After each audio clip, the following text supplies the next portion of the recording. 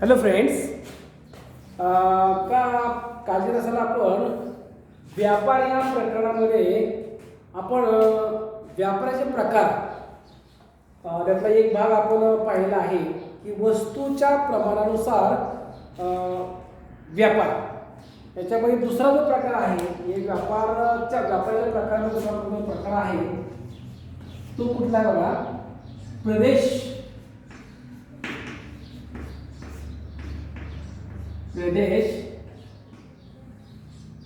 विस्तारानुसार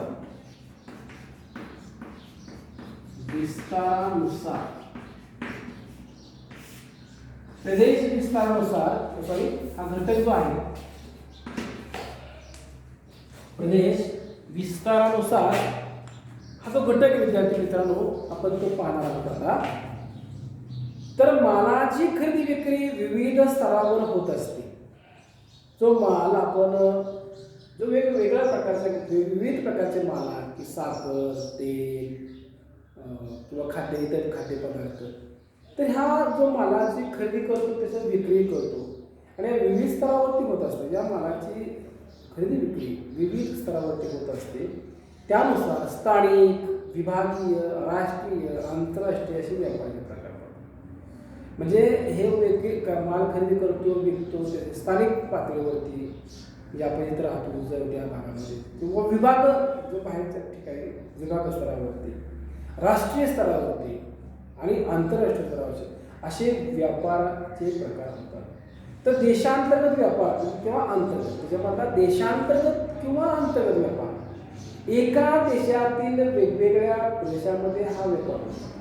देशांतर्गत किंवा अंतर्गत व्यापार हा कुठला केला जातो, तर एका देशातील वेगवेगळ्या प्रदेशात, आता आपल्या भारतामध्ये हा भारत देश आहे आणि भारतामध्ये केरळ, जपान, आपला महाराष्ट्र राज्य किंवा गुजरात, मध्य प्रदेश, उत्तर प्रदेश असे विविध राज्य किंवा प्रदेश आहेत.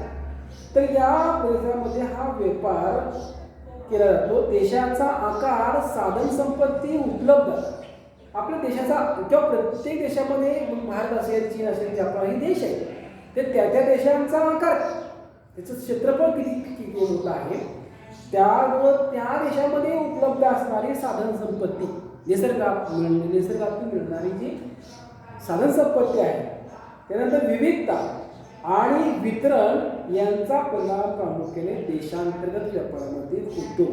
बघा, देशांतर्गत व्यापारामध्ये त्या देशातील उपलब्ध असणारी साधन संपत्ती, तेथे देशाचा आकार, त्यानंतर विविधता आणि वितरण यांचा प्रमाण या देशांतर्गत किंवा अंतर्गत व्यापारामध्ये होत असतो. लोकसंख्येचं प्रमाण, त्याबरोबरच लोकसंख्येचं प्रमाण, वाहतूक, संदेशवहन सुविधा, लोकांचे राहणीमान, विपणन व्यवस्था यांचाही परिणाम देशांतर्गत व्यापारात होत असतो. अगदी बरोबर आहे. तर लोकसंख्येचं प्रमाण किती आहे, लोकसंख्या जास्त असेल तर साहजिकच व्यापारामध्ये परिणाम होणार आहे. म्हणजे त्यामध्ये लोकसंख्येचं प्रमाण असेल, त्या ठिकाणची वाहतूक व्यवस्था कशी आहे, रस्ते कसे आहेत, डोंबारण कसे आहेत, मार्ग कसे आहेत, संदेशवहनाची सुविधा कशी आहे, म्हणजे एकमेकाला आपल्याला संदेश जर पोहोचवायचा असेल ती व्यवस्था कशी आहे, लोकांचं राहणीमान कसं आहे, उंचाईला आहे का हलक्या दर्जाचं आहे, अजून सुद्धा बरेचसे लोक मागासलेले आहेत, ठीक आहे, जे अजून संचालन सगळ्या बऱ्याचशा गोष्टी त्याच्यावर पोहोचलेल्या नाहीत, असं जर समज जीवन असेल तर त्यानंतर विपणन व्यवस्था, या सर्वांचा देशांतर्गत व्यापार किंवा अंतर्गत व्यापारावरती याचा परिणाम होत असतो. भारतात भौगोलिक घटकातील विविधतेने जास्त लोकसंख्या या घटकामुळे अंतर्गत व्यापार मोठ्या प्रमाणामध्ये होतो. आपल्याला भारतात म्हणजे मग भारतामध्ये किंवा म्हणजे थोडक्यात काय की केरळमधून महाराष्ट्रामध्ये, महाराष्ट्रातून समजा गुजरातमधून समजा उत्तर प्रदेशमध्ये किंवा आसाममध्ये, तर या ठिकाणी आपल्या या अंतर्गत प्रदेशामध्ये जेव्हा व्यापार होतो तेव्हा आपल्या भारतामध्ये काय झालेलं आहे, तर हा व्यापार होत असताना एक आपल्या भारतातील भौगोलिक विविधता आणि लोकसंख्येच्या घटकामुळे अंतर्गत व्यापार हा जास्त प्रमाणामध्ये होतो. अंतर्गत व्यापाराच्या विकासावर देशाचा विकास अवलंबून असतो. आणि अंतर्गत जो व्यापार आपण जे भारतामध्ये केला जातो किंवा आपल्या भारतातील अनेक देशामध्ये केला जातो, याचा व्यापाराच्या विकासावरती त्याचा अंतर्गत व्यापाराचा देशाचा विकास, अंतर्गत व्यापार चांगला असेल तर त्याने निश्चितच आपला देशाचा विकास चांगल्या प्रकारे होत असतो. आर्थिक विकास जास्त असेल तर व्यापारही जास्त असतो. आणि आर्थिक विकास आपल्याला पैसा उपलब्ध, पैसाही जर भांडवल आपल्याकडं जर मुबलक प्रमाणामध्ये असेल तर त्याचा व्यापाराला चांगला परिणाम होत असतो. म्हणजेच हा संबंध धनात्मक असतो. जर आर्थिक विकास जर देशाचा चांगला असेल तर तिथला संबंध धनात्मकदृष्ट्या चांगला आहे असं म्हटलं जातं. आता हे झालं देशांतर्गत. म्हणजे अंतर्गत देशातल्या ज्या विविध राज्यामध्ये देशातील जे विविध राज्य आहेत किंवा प्रदेश आहेत त्यांच्यामध्ये जो व्यापार केला जातो त्याला आता आपण देशांतर्गत किंवा अंतर्गत व्यापार म्हटलं. तर आंतरराष्ट्रीय व्यापार म्हणजे एका देशातून दुसऱ्या देशामध्ये आंतरराष्ट्रीय व्यापार बघणार आहोत. तर आंतरराष्ट्रीय व्यापार म्हणजे एका देशाचा इतर देशाशी होणारा वस्तू किंवा सेवा यांचा विनिमय म्हणजे एका देशातून दुसऱ्या देशामध्ये जी वस्तू किंवा सेवा पुरवणे याला म्हणायचं आंतरराष्ट्रीय व्यापार. काही देशामध्ये विशिष्ट वस्तूंचे अतिरिक्त उत्पादन होते बघा. काही देशामध्ये विशिष्ट वस्तूंचं अतिरिक्त म्हणजे जादा प्रमाणामध्ये जसं म्हणजे त्यांना एक 10 वस्तूंचं 10% जर त्यांना उत्पादन घ्यायचं असेल तर गरज असेल तर त्या ठिकाणी 15-20 जर टक्के उत्पादन घेतलं त्याचा अर्थ त्याचं अतिरिक्त उत्पादन झालं म्हणजे प्रमाणापेक्षा जास्त उत्पादन झालं.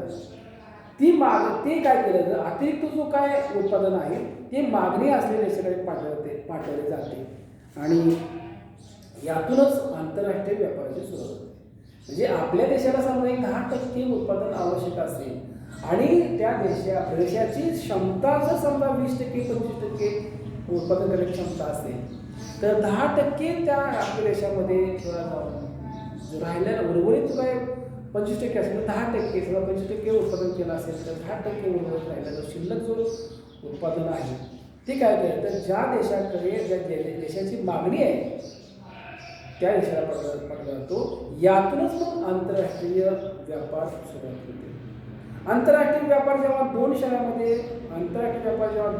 देशामध्ये होतो तेव्हा त्या व्यापाराला द्विपक्षीय व्यापार म्हणतात. म्हणजे एका देशातून दुसऱ्या देशामध्ये जेव्हा व्यापार करतो त्याला द्विपक्षीय व्यापार असे म्हणतात. आणि जेव्हा आंतरराष्ट्रीय व्यापार 2पेक्षा अधिक देशामध्ये होतो तेव्हा त्या व्यापाराला बहुपक्षीय व्यापार म्हणतात. म्हणजे बघा की 2 देशामध्ये फक्त होतो त्याला म्हणायचं द्विपक्षीय व्यापार.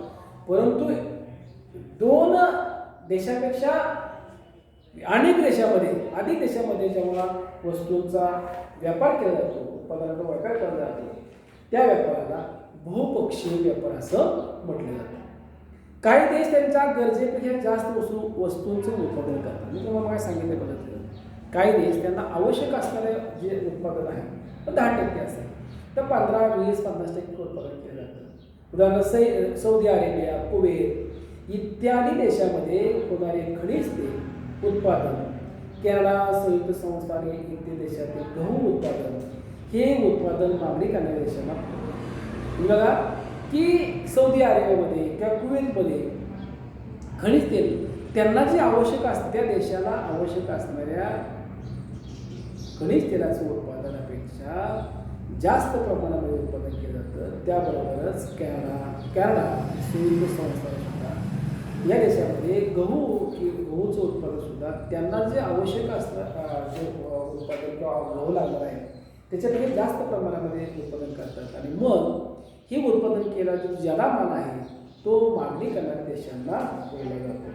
त्यानंतर पुढचा भाग आहे तो आयात व निर्यात. आयात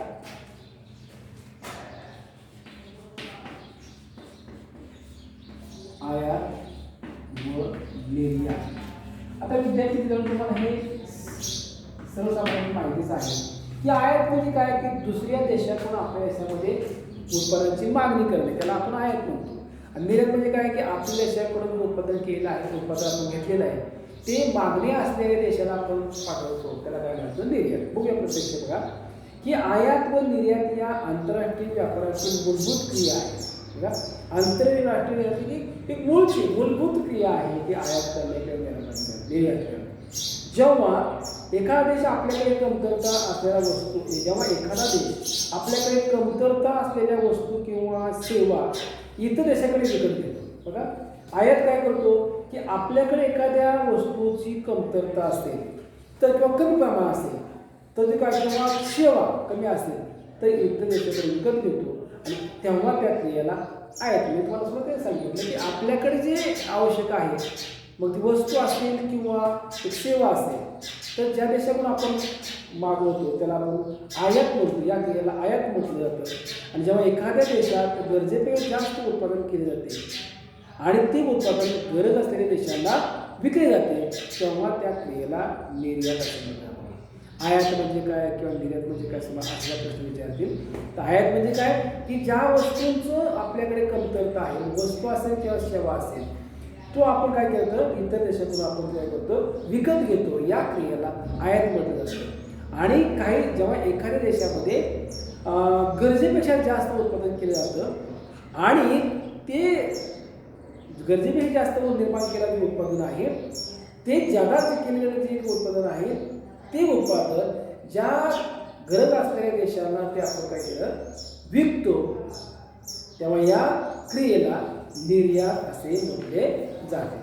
आलं लक्षात विद्यार्थी आयात निर्यात. तर ठीक आहे, तर पुढचा जो मला बघायचा व्यापार संतुलन जे आहे ते आपण काय करू विद्यार्थी मित्रांनो पुढच्या प्रश्नात पाहू. ठीक आहे, ओके, थँक्यू.